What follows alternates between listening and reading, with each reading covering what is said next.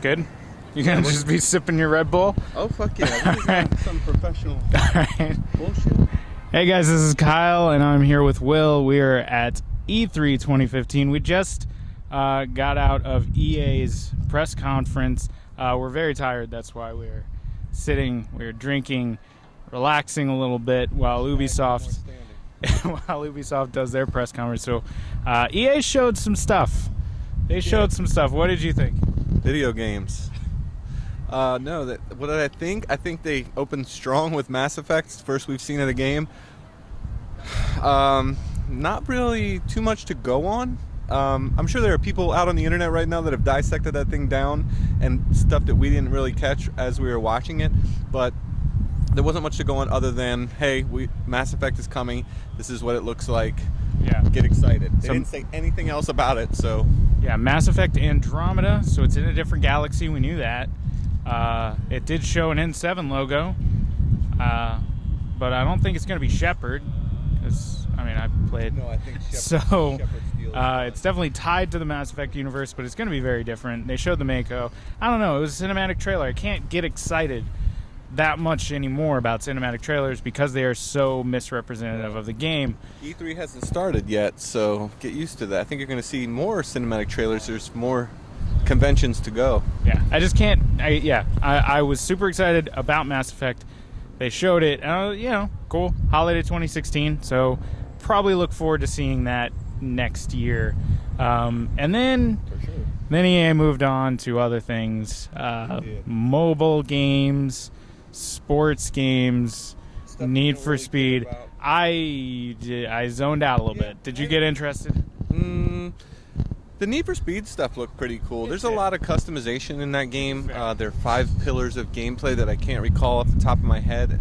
But the customization looked really neat. Obviously, it showed well in the trailer as far as the graphics go, and how kind of crazy the action was between the racing with the other underground racers or whatever it is, and the police. And it looked really cool. The car customization. I mean, it looked like a very pretty game. So I mean, I haven't been a huge fan. Here, Kyle. They do. If they don't look pretty, someone will lose their job. I don't know if that was actual gameplay. I think they said it was in engine. It was actual gameplay on a very NASA supercomputer. Yeah. Exactly. So yeah, Need for Speed did look good. The sports stuff was just kind of, where it's an annual franchise. So here's some improvements. They had Pele. Pele was there. Everyone freaked out. Yeah, being in the same room with Pele was pretty neat. He got a standing ovation from the crowd, and deservingly so. And they came and told us about what's going to be new in this year's FIFA, what's going to be new in this year's NHL, and those games look awesome. At this point, at one point I thought they superimposed a picture of Tony Romo on the inside the helmet. His face looked so real, The facial scanning actually looked like it worked. Was it NBA Live 15 that had the broken facial scanning? No, it was NBA 2K. Okay, so maybe EA pulled it off, and it did look EA was good. taking a little low blow at him, like, we have facial scanning that works. Take that, 2K. Yeah, so it was, But they did say that their overall goal for NBA Live this year was to have a stable online experience. So, I mean, they're setting the bar low. Our game will function. It will function at its most basic level. Our goal is for the game to work.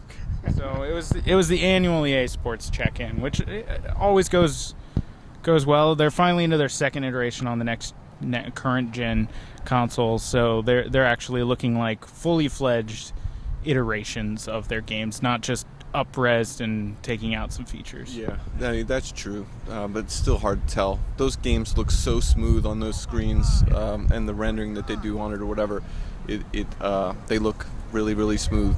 Better than they're going to look on consoles, better than they're going to look on most PCs, more than likely. They just look really, really spectacular when they're showing them at the show floor or at their press conference. But yeah, like you said, they're getting to start taking advantage of higher-end PC hardware, and even the consoles. I'm sure they're going to be getting maxed out pretty soon. Yeah. The second highlight, I guess, would be Garden Warfare 2. It wasn't a huge highlight, but it looked good. I enjoyed Garden Warfare. Did you play? I did, yeah. I think I reviewed it on the website, and I think I gave it probably like 4.5 out of 5. I'm guessing. Game. I don't know off the top of my head, but that game was really good. Yeah. Very. Second one looks good. I don't know if it was revolutionary, but they flipped things. You're kind of playing more as the zombies than the plants. The plants are trying to. I don't know. It looked good. The real DLC they're going to be giving up. Yeah, free content updates. So that's something they did with the first game. Obviously, they saw, hey, people like this. Let's keep doing it. But then you have to remember that game had some sort of free-to-play elements in there as well. So maybe sure we'll be back. Oh yeah, it's got to be back. But yeah, I mean, I don't know if I was super excited for Garden Warfare 2, but I'll probably play it. Oh, what did you think of Unravel, the indie game? Reminded me a lot of Little Big Planet. I thought the same thing. It still looked good. I don't want that. It to me looked like Little Big Planet. What Little Big Planet should have been. I've never fully taken to Little Big Planet, and I always wanted to. I always wanted to love that series, but I always had some issues with it. That was a weird game for EA to show at their press conference, though. Their press conference is usually, like you say, sports games. This is the next gen of this. Here's our shooter for this year. It's usually pretty locked in. You can kind of expect what they're going to do. That was a surprise that they saw this small game. Maybe it's not as small as we think it is or something, because EA usually deals in those big franchises that they can continue to put out. Maybe they got a new initiative for indies, but they didn't say anything to that effect. So yeah, I don't know, but I thought it looked good. So something to keep our eye on. But Mirror's Edge Catalyst looked great. That was the thing that got me excited the most about the show, because I wasn't sure that's going to be Faith's origin story. So what they said. I don't know. Is it a prequel then? They've been very cagey about how they describe this game. It's not a sequel. It's not a reboot, but it looks like it. I don't know. It looks like a really, really sharp-looking Mirror's Edge. Yeah. Like, I was afraid that they were going to do some weird things with it, maybe take it in a new direction. I'm sure they're expanding on it, but for the most part, it looked like the game that I want it to be, in my opinion. Yeah. I think it definitely looked good. Eager to try out Mirror's Edge at the EA booth or whatever, because that has been one game that I've been wanting for a long time. So watch for a preview of that, because we're all gonna head to the EA booth. So it's a question of who gets to write it. I'll write that. You got that? Sure. All right. Look for Will's hands-on of Mirror's Edge. Yeah, it looked good, and it's coming out pretty soon. I think. Was it early? I think 2016 is what they said. Yeah, early 2016. They may have given a date. I'm pretty sure that they did. Check our site for that. Oh, yeah, they did. attackofthefanboy.com. There's something going on there. Yeah, so there was a release date. I can't recall it off. February 23rd, I think. It was the 23rd of 1 month in the year. Yeah. And then we droned on some more about, I think, sports again. Yeah, they did double back on sports, and then kind of got to some things that people were ready to see as far as Battlefront. Yeah, they closed out their show with Star Wars Battlefront, and actually showed gameplay, off of PS4, which looked great. I'm one of the people, as we've talked about on the podcast before, that is like, Battlefront, whatever. I'm very excited about it. Yeah, and you guys have voiced that. Let it be known. This was the moment that they got me to say, okay, this is something I want to play, because that looked really impressive, although it does still kind of look like a Battlefield game. Which is fine. Star Wars Battlefront has always kind of been Star Wars reskin of Battlefield, with maybe a little bit thrown on top to make it unique. Mm-hmm. And they're hitting that. Yeah, I mean, if it can work, that'll be helpful as well. Like, if it comes out and it's working online, as far as the online goes, that'll be something to keep an eye on. But the gameplay looked solid, and the graphics were fantastic. Spitting. They did a. We're very excited about Star Wars Battlefront. Yeah, they did a what are those things called? Those big walker AT-ATs? AT-ATs where they were. You really think? I mean, I just don't see it. We've seen so many demos where like that doesn't happen, and especially with Battlefield, they make those crazy demos where that stuff will just never happen.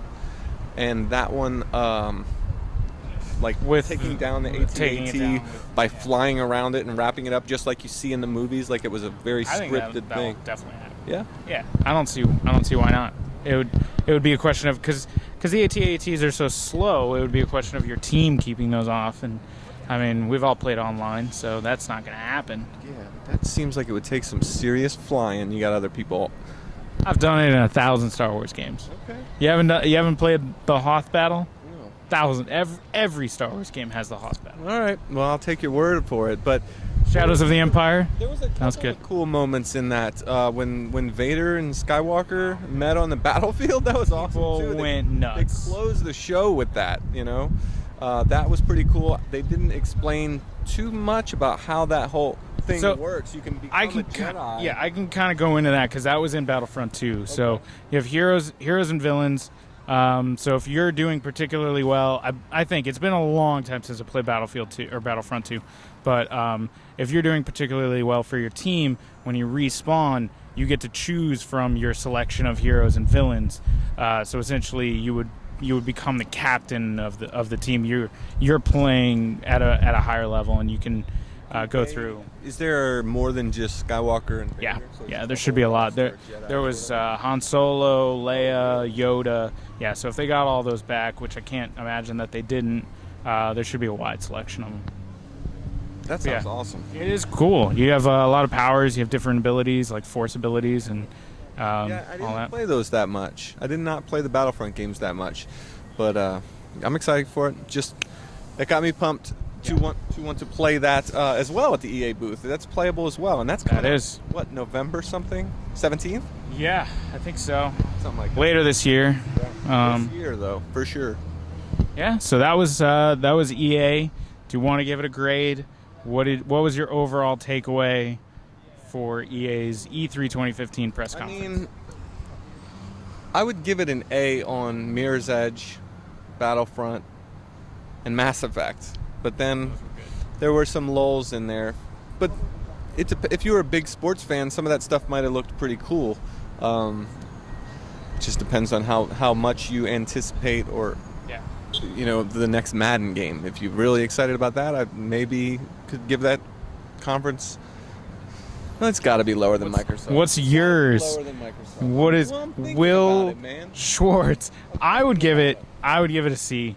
I was not too impressed overall, just because it just was so dull sometimes.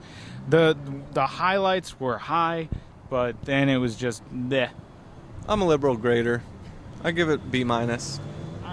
Solid B-. All right. So that was... Keep your parents off your back, EA. That was EA's E3 2015 press conference from Attack of the Fanboy. We'll be talking to Anthony, who's at Ubisoft right now as we record this. And tonight is Sony. And that will conclude day 0 of E3. And then we have day 1 tomorrow. It's going to be a long week. Keep checking the site, attackofthefanboy.com. This is Kyle and Will. See you later.